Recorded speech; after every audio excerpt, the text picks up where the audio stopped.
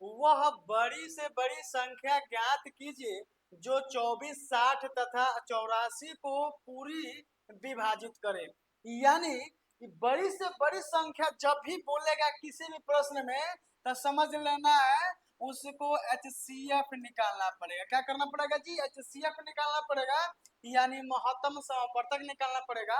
और महत्तम समापवर्तक हम लोग मुख्य दो विधि से निकाल सकते हैं। यानी पहला विधि है यानी अभाज्य गुणनखंड विधि और दूसरी है भाग विधि द्वारा। तो पहले हम लोग भाग विधि निकालते हैं तब अभाज्य गुणनखंड विधि द्वारा निकालते हैं। तो भाग विधि में क्या होगा कि पहला यहाँ 24 दिया है संख्या, दूसरा 60 दिया है, तीसरा 84 दिया है। तो सबसे पहले क्या करेंगे, छोटी संख्या से उसे बड़ी संख्या में भाग करेंगे। तो 24 से अगर 60 में भाग करते हैं तो 24 दूना क्या हो जाएगा जी? 48 हो जाएगा। यहाँ बचेगा घटाने के बाद से 12। अब 12 जो है यहाँ भाग करेगा किसको? 24 को भाग करेगा। तो 12 दूनी क्या हो जाएगा जी? 24 हो जाएगा जी। ये कट गया पूरा। जब पूरा कट गया तो ये संख्या जो है यानी 12 जो है ये 84 को काटेगा। तो 12 सत्य क्या होता है जी? 84 होता है। यानी जब तक पूरा पूरा कटेगा नहीं तब तक एचसीएफ निकलेगा नहीं। पूरा पूरा कट गया, एचसीएफ हमारा निकल गया कितना जी? यानी 12 निकल गया। अब देखिए इसको चेक भी कर सकते हैं कि बोला क्या है कि वह बड़ी से बड़ी संख्या ज्ञात कीजिए। बड़ी संख्या है ज्ञात कीजिए जो 24, 60, 84 को पूरी तरह विभाजित करे। तो भाग कीजिए ना भैया। 12 दूनी 24 कट गया पूरा पूरा, 12 पचे 60 पूरा पूरा कट गया, और 12 सत्ते 84 पूरे पूरा कट गया। ठीक ना? आइए ये तो पहला मेथड हो गया। आइए हम लोग अभाज्य गुणनखंड विधि द्वारा इसको निकालने का प्रयास करते हैं। 24 है, 60 है और क्या है? 84 है। यानी पहला बात आप लोग समझिएगा, यानी कोई ऐसा यहाँ संख्या रखे जो तीनों कट जाए। याद रखिएगा तीनों कट जाए। तो क्या करेंगे, ये 2 से भाग करेंगे, 12 दूनी 24 हो जाएगा, ये 30 हो जाएगा, ये कितना हो जाएगा जी? 42 हो जाएगा। फिर यहाँ कौन सी संख्या रखेंगे जब तीनों कट जाएगा? तो 2 रखते हैं, 2 छक्का 12 हो जाएगा, 15 दूनी 30 हो जाएगा, 21 दूना क्या हो जाएगा जी? 42 हो जाएगा। अब यहाँ कौन सी संख्या रखे जो तीनों में भाग लग जाए? तो रखते हैं 3 रखेंगे, 3 दूनी 6 हो जाएगा, 3 पचे 15 हो जाएगा, 3 सत्ते 21 हो जाएगा।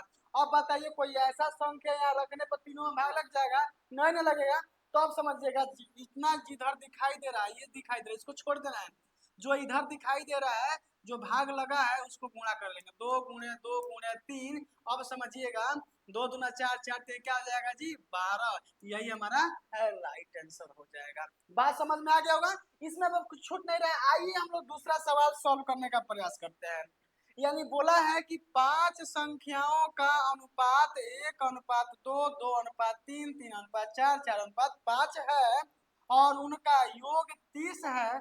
तो दूसरी और पांचवी संख्या का योग क्या होगा? आइए हम लोग पहले बेसिक मेथड से निकालते हैं तब ट्रिक मेथड से निकालेंगे। चलिए ये बोला है कि पांचों संख्याओं का योग कितना दे रहा है जी? 30 दे रहा है। मतलब ये अनुपात में है, संख्या में नहीं, अनुपात में है। तो इसको क्या करते हैं, डायरेक्ट जोड़ लेते हैं। यानी 1 2 3 हो जाएगा, 3 3 6 हो जाएगा, 6 4 10 हो जाएगा, 10 5 15 हो जाएगा। यानी 15 संख्याओं का अनुपात योग दिया है कितना जी? 30 दिया है। ये 15 यानी ये अनुपात 15 का मान दिया है कितना? 30 दिया है। तो काट देंगे 15 दूनी 30, यानी एक रेशियो का मान कितना दे रहा है? 2 दे रहा है। अब पूछा क्या है? तो पूछा है कि दूसरी और पांचवी संख्या का योग क्या होगा? तो दूसरी संख्या 2 है और पांचवी संख्या 5 है। तो 5 2 7 हो जाएगा। एक रेशियो का मान 2 है तो 7 रेशियो का मान क्या होगा? 7 दूना क्या हो जाएगा जी?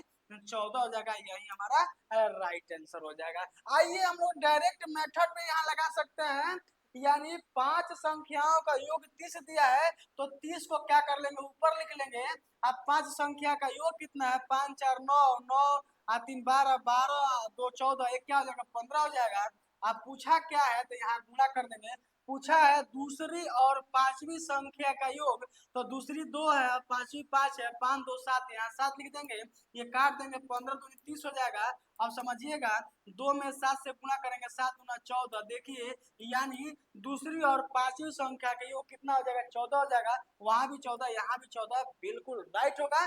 मैं उम्मीद करता हूँ कि आपको बिल्कुल समझ में आया होगा।